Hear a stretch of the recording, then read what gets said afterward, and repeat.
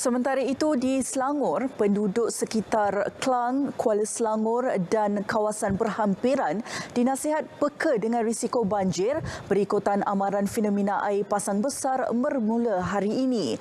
Mengikut jadual air laut pasang besar, paras hari ini dijangka mencatat kenaikan sehingga 5.4 meter. Untuk dapatkan gambaran lebih jelas, kita bersama Jasmaidi Aruf yang berada di Pelabuhan Klang. Jas, silakan. Baik, terima kasih Vimala. Bermula hari ini, fenomena air pasang besar dijangka mula melepasi ketinggian lebih 5 meter di mana paras seperti ini dikategorikan berbahaya dan mengakibatkan kejadian banjir dan runtuhan ban di beberapa kawasan di daerah Klang ini.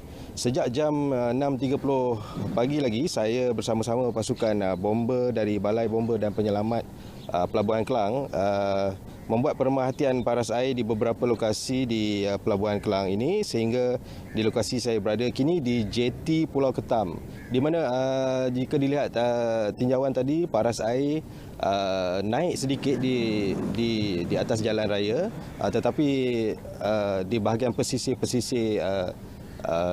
JT inilah. Jadi sementara itu Menteri Besar Selangor juga, Datuk Seri Ahmaduddin Syari juga telah mengeluarkan amaran supaya penduduk daerah Klang dan Kuala Selangor berjaga-jaga berkenaan air pasang besar turut berlaku pada 14 dan 15 September ini yang dijangka melebihi ketinggian 5 meter. Jadi bersama-sama saya pada pagi ini Tuan Hafiz Syam Muhammad Noor, penolong pengarah penyelamat bahagian beroperasi kebombaan dan penyelamat Jabatan Bomber dan Penyelamat Malaysia Negeri Selangor, bagi memberi gambaran yang lebih jelas keadaan semasa dan persediaan-persediaan yang sudah digerakkan Jawatan Kuasa Bencana atau persiapan pihak bomber sendiri. Terima kasih Jas. Okay, untuk makluman, Jabatan Bomber telah menggerakkan bila mendapat status amaran untuk air pasang besar ni, mana ada 10 balai yang berkaitan di pesisir pantai ni, kita gerakkan untuk buat persediaan lah. Kita gerakkan dari segi keanggotaan, bot dan juga jentera lah untuk memantau keadaan sekiranya ada insiden yang buruk lah berlaku. So makna dia kita siap sedia dari segi manpower dan juga peralatan kita lah.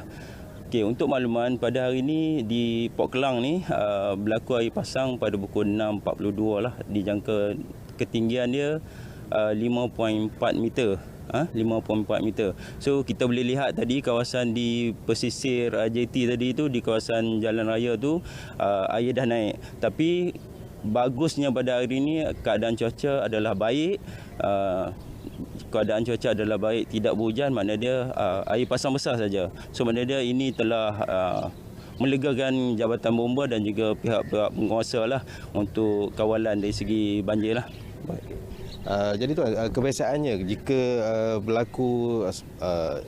berlakunya banjir, jadi biasanya kerajaan negeri akan bersiap sedia dengan menyediakan pusat pemindahan. Bomber sendiri menggerakkan aset-aset dan agensi secara bersepadu dan aset secara bersepadu.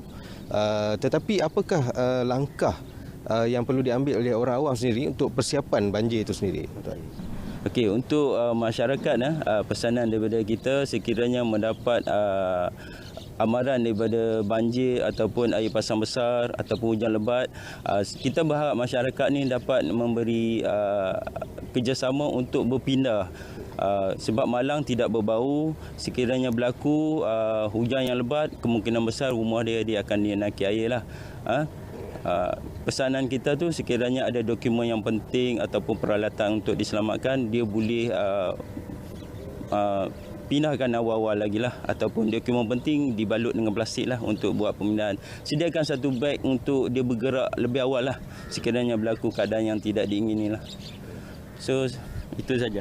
Mungkin Tuan boleh tambah sikit tentang peralatan-peralatan yang ataupun makanan yang perlu disediakan. Okey, makanan ni biasanya untuk permulaan pada hari pertama lah, untuk dia sebasnya. Biasanya kerajaan negeri dan juga mana-mana jabatan pun dia akan membantulah dari segi masyarakat ni, dari segi keperluan seharian dia. Saya rasa dari segi makanan-makanan, saya rasa keperluan dia memang dijagalah kepada masyarakat. Okey, baik, terima kasih. Jadi setakat itu saja perkembangan di jeti Pulau Ketam dan kawasan Pelabuhan Kelang ini. Kita kembali bersama Vimala di Angkasa Puri. Silakan. Terima kasih Jasmaidi di Pelabuhan Kelang.